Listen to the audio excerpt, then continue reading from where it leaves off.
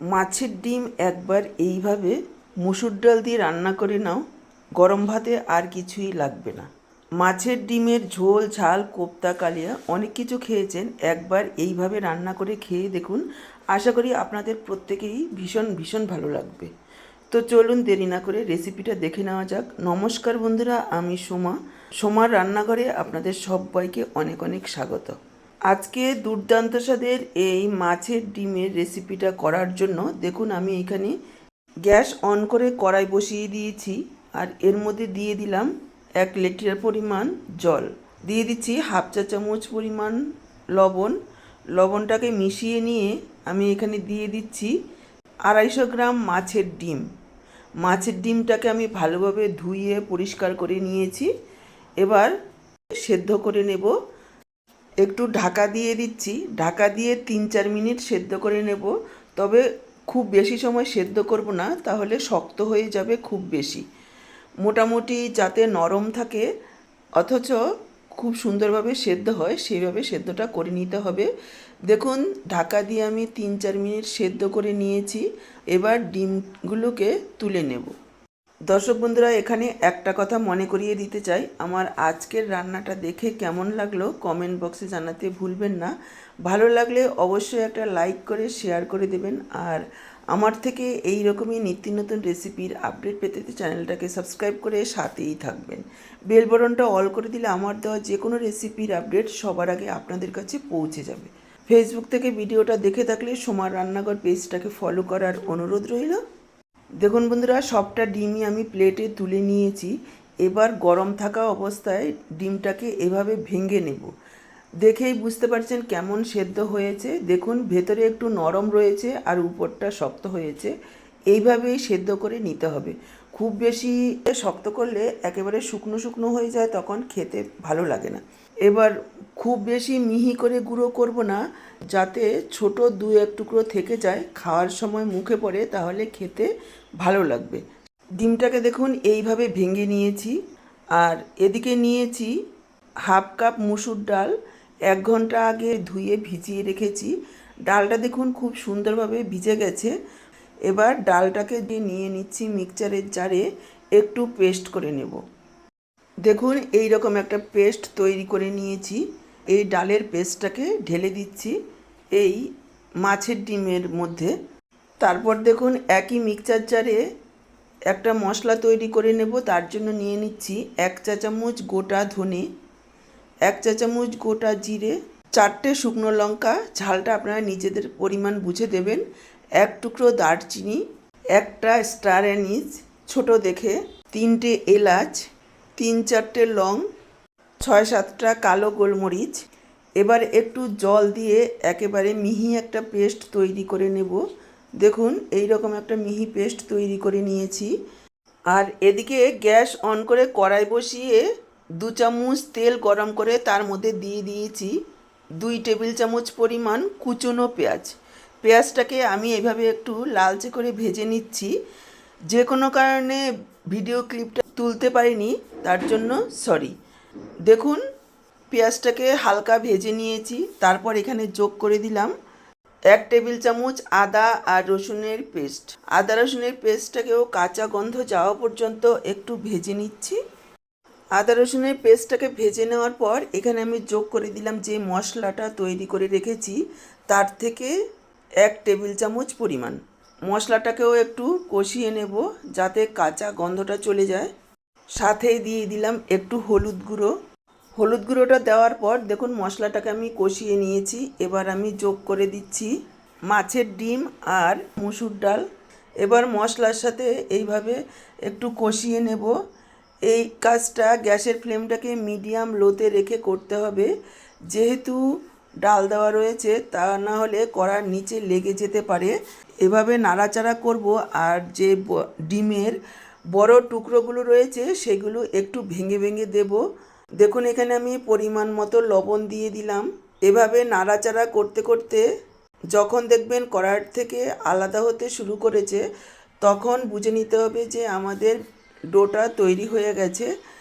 নাড়াচাড়া করতে করতে দেখুন কড়াইয়ের থেকে আলাদা হতে শুরু করেছে। একেবারে তৈরি হয়ে গেছে আমাদের ডোটা। এর থেকে আর বেশি শুকনো করব না, তাহলে খুব বেশি শুকনো হয়ে যাবে। এবার একটা প্লেটে বা স্টিলের থালায় একটু তেল ব্রাশ করে নিতে হবে যাতে লেগে না যায়।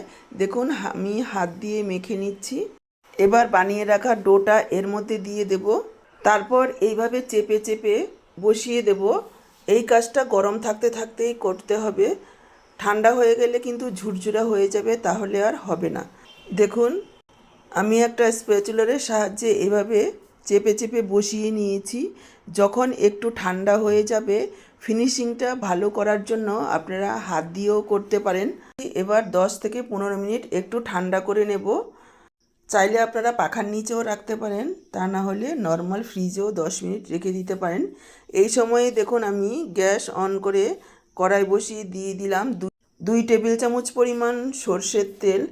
তেলের মধ্যে দিয়ে দিলাম পরিমাণ মতো একটু লবণ, আর দিয়ে দিলাম কেটে রাখা আলুগুলোকে ভেজে নেব। এইখানে আমি 2টো মিডিয়াম সাইজের আলু এইভাবে একটু বড় করে টুকরো করে কেটে নিয়েছি। আপনারা চাইলে আরও ছোট করেও কাটতে পারেন। আলু চাইলে দিতেও পারেন, নাও দিতে পারেন, তবে আলু দিলে একটু খেতে ভালো লাগবে। এবার আলুগুলোকে লালচে করে ভেজে নেব। দিয়ে দিলাম একটু হলুদ গুঁড়ো। প্রায় 2-3 মিনিট সময় নিয়ে আলুগুলোকে দেখুন এইভাবে লালচে করে ভেজে নিয়েছি। এবার আলুগুলোকে তুলে রাখছি। বাকি যে তেলটা রয়েছে তার মধ্যে দিয়ে দিলাম 1/2 চা চামচ গোটা জিরে আর একটা তেজপাতা টুকরো করে। কয়েক সেকেন্ড ভেজে নেওয়ার পর এখানে আমি যোগ করে দিলাম কুচনো পেঁয়াজ। এখানে 2টো মিডিয়াম সাইজের কুচনো পেঁয়াজ রয়েছে। পেঁয়াজটাকে লালচে করে ভেজে নেব। দেখুন পেঁয়াজটাকে লালচে করে ভেজে নিয়েছি। এবার আমি যোগ করে দিচ্ছি আদা আর রসুনের পেস্ট। এখানে আমি 4-5 কোয়া রসুন আর 1/2 ইঞ্চি আদা পেস্ট করে নিয়েছি। আদা রসুনের পেস্টটাকেও কাঁচা গন্ধ যাওয়া পর্যন্ত একটু কষিয়ে নিতে হবে। আদা রসুনের পেস্টটাকে কষিয়ে নেওয়ার পর এখানে আমি যোগ করে দিলাম 1/2 চা চামচ কাশ্মীরি লাল লঙ্কার গুঁড়ো আর 1/2 চা চামচ হলুদ গুঁড়ো আর লঙ্কার গুঁড়ো দেওয়ার পর মশলাটাকে আরও কিছুক্ষণ কষিয়ে নেব যাতে করে মশলার তেল ছেড়ে আসে। দেখুন মশলাটাকে ভালোভাবে কষিয়ে নিয়েছি। এবার আমি পেস্ট করে রাখা মশলাটা যোগ করে দিলাম। এখানে আপনারা চাইলে গুঁড়ো মশলায়ও রান্নাটা করতে পারেন, তবে এইভাবে পেস্ট করে রান্না করলে রান্নার স্বাদটা খুব ভালো হবে।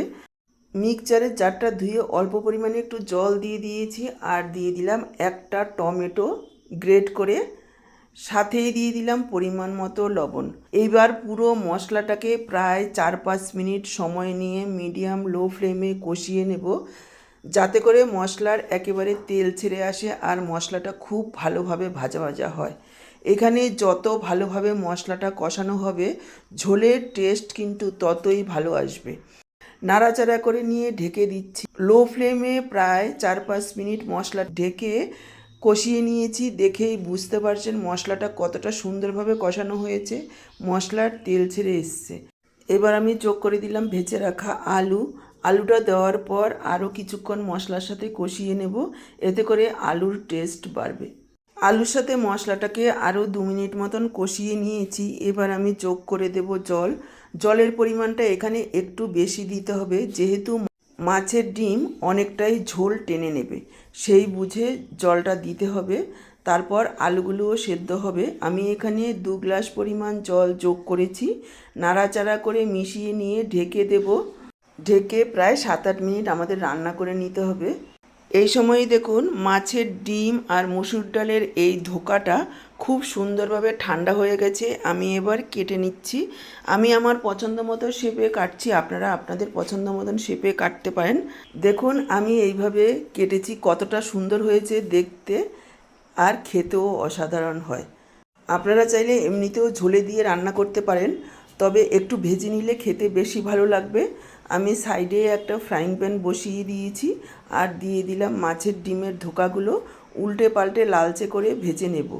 মিডিয়াম ফ্লেমে রেখে ভাজতে হবে, খুব বেশি হাই ফ্লেমে ভাজলে টেস্ট ভালো আসবে না।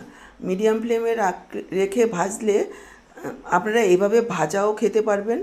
দেখুন প্রথম ব্যাচেরটা আমার ভাজা হয়ে গেছে, এইভাবেই দ্বিতীয় ব্যাচেরগুলোও ভেজে নেব। সবগুলো মাছের ডিমের ধোকা বা বড়া ভাজা হয়ে গেছে, তুলে নিলাম। দেখুন কতটা সুন্দর হয়েছে দেখতে, খেতে ভীষণ ভালো হয়। এইভাবে ভাজাও খাওয়া যায়। এদিকে আলুগুলোও খুব সুন্দরভাবে সেদ্ধ হয়ে গেছে। আমি প্রায় 5-6 মিনিট রান্না করে নিয়েছি, ঝোলটাও ভালোভাবে ফুটে গেছে। এবার একে একে মাছের ডিমের ধোকাগুলো দিয়ে দেব। দেখুন একবার দেখিয়ে দিচ্ছি কতটা সুন্দরভাবে আলুগুলো গলে গেছে। মাছের ডিমের ধোকাগুলো দেওয়ার পর আরও একবার মিশিয়ে নেব। তারপর এখানে দিয়ে দিচ্ছি 1/2 চা চামচ গরম মশলার গুঁড়ো। ঢেকে লো ফ্লেমে প্রায় 4-5 মিনিট ফুটিয়ে নিয়েছি। তারপর 5 মিনিট ঢেকে রেখেছি। 5 মিনিট পর ফাইনাল লুকটা একবার দেখে নিন কতটা সুন্দর তৈরি হয়েছে। অসাধারণ খেতে হয় বন্ধুরা, একবার হলেও এইভাবে মাছের ডিমের ধোকা বানিয়ে খেয়ে দেখুন, অসম্ভব টেস্টি হয় খেতে। দুপুরবেলা গরম ভাতের সাথে এই রকম একটা মাছের ডিমের ধোকা বানিয়ে নিলে আর কিছুই লাগবে না। তাহলে আজকে এই পর্যন্ত, আবার দেখা হবে নতুন কোনো রেসিপির সাথে। সবাই ভালো থাকুন, সুস্থ থাকুন। আপনাদের সবার সুস্থ থাকার শুভকামনা জানিয়ে আর এত সময় আমার সঙ্গে থাকার জন্য অসংখ্য ধন্যবাদ জানিয়ে এখানেই শেষ করছি।